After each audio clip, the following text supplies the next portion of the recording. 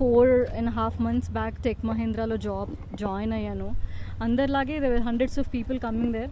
అందులోంచి interview crack చేసి నేను జాబ్లో జాయిన్ అయ్యాను. జాయిన్ అయిన తర్వాత జూన్ మంత్లో నాకు హెల్త్ నిజంగా బాగుండలేదు. ఫ్లోర్ మీదనే పడిపోయాను. వాళ్ళు ఇక్కడ నుంచి యూనివర్సిటీ లోపల ఉన్న చిన్న హాస్పిటల్ డామ్స్కి తీసుకెళ్లారు. అక్కడి నుంచి లేదు తన కండిషన్ బాగాలేదు, మీరు మల్లారెడ్డికి తీసుకెళ్ళండి అని చెప్పారు. అక్కడి నుంచి నేను మల్లారెడ్డి హాస్పిటల్కి డెఫినెట్గా వెళ్ళాను.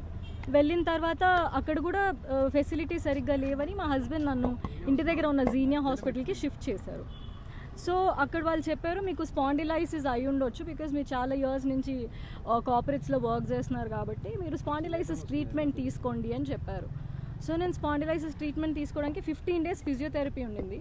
ఆల్రెడీ నేను ఆ డాక్యుమెంట్స్ వాళ్ళకి సబ్మిట్ చేశాను. ఆ పాయింట్ ఆఫ్ టైంలో డాక్యుమెంట్స్ సబ్మిట్ చేసిన తర్వాత ఆ 14 days ఆఫ్ టైంలో థ్రెటనింగ్ ఈమెయిల్స్, మిమ్మల్ని మేము జాబ్లోంచి తీసేస్తున్నాం, మీరు రిపోర్ట్ చేయట్లేదు, discontinuation of your work, we are very sorry to let you know that your no more an employee, అలా మెయిల్స్ పెట్టడం స్టార్ట్ చేశారు. చాలాసార్లు కాల్స్ చేశారు. చేసినప్పుడల్లా మీరు ఎప్పుడొస్తున్నారు అని అడిగారు. కానీ మీకు ఎలా ఉంది, మీ హెల్త్కి ఏమైంది అని ఎవ్వరూ అడగలేదు.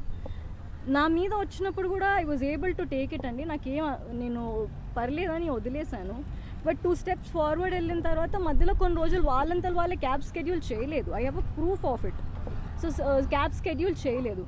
ఫ్రైడే ఏం జరిగిందంటే మా పాపకి ఒంట్లో బాగాలేదని నేను కాల్ చేసి చెప్పాను. నేను క్యాబ్ ఏరియాలో అక్కడ దిగి ఇక్కడ నడుచుకుంటూ వచ్చేసరికి 3 calls వచ్చాయి. మా టీమ్ లీడర్ అన్నారు మీరు పైకి వచ్చేసేయండి, పైకి వచ్చి మీరు మాట్లాడండి, మీరు ఫస్ట్ లాగిన్ చేసేయండి అని చెప్పారు. లాగిన్ చేస్తే లేట్ అవుతుంది కదా సార్, నేను మళ్ళీ ఇంటికి వెళ్ళడానికి లేట్ అవుతుంది, నేను లాగిన్ చేయలేదు, నేను ఇంటికి వెళ్ళిపోతాను అని.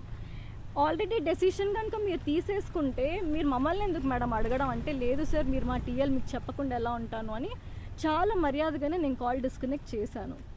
ఆ తర్వాత నెక్స్ట్ డే మార్నింగ్ కూడా నాకు కాల్ వచ్చింది. కాల్ వస్తే నేను డాక్యుమెంట్స్ పెట్టాను, నోటెడ్ అని పెట్టారు.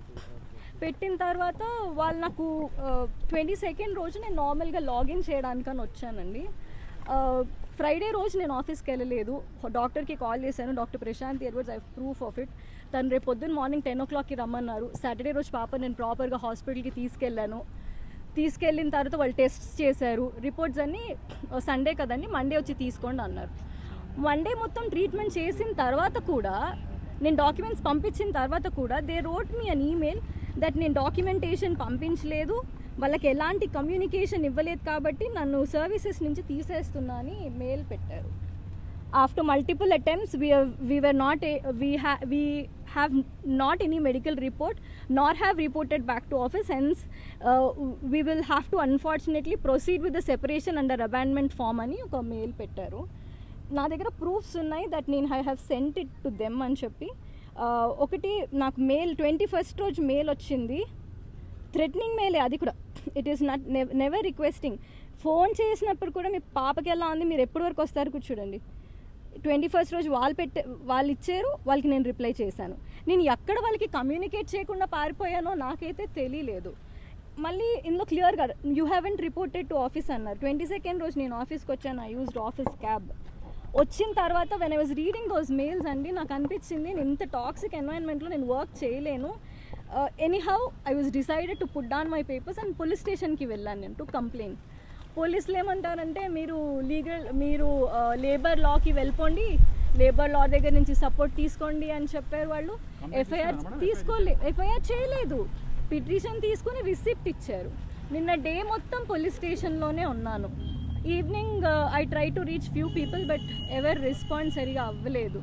ఒకటి అయితే నిజం, this is a very toxic environment especially for women to work. వీళ్ళ లంచ్ సిస్టమ్స్ కూడా చాలా వెరైటీ ఉంటాయి సార్. 3:30కి లంచ్ స్టార్ట్ చేసుకుంటే 13 members ఉంటారు. Per head ½ an hour, 4, 5, 6, 7. Last member అన్నం తినే వరకు 9 o'clock అయిపోతుంది. సో వాళ్ళకి స్ట్రిక్ట్ లంచ్ బ్రేక్స్ లాంటివి కూడా ఏవి ప్రాపర్గా ఇవ్వరు. మోర్ ఓవర్ విమెన్తో అరిచి మాట్లాడడం సార్. వీళ్ళకి టేబుల్ కాన్వర్జేషన్స్ అని క్లోజ్ రూమ్ కాన్వర్జేషన్స్ అలా ఏం ఉండవు.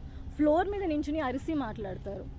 ఎవరైతే నాకు కాల్ చేసి, నా బాధ అంతా ఏంటంటే సార్, మీకు ఎలా ఉంది అని కూడా అడగకుండా మీరు ఎప్పుడు వస్తారు అని అడిగి జాబ్ నుంచి తీసేయడం కాకుండా, I'm not fighting back that I get back to tech Mahindra.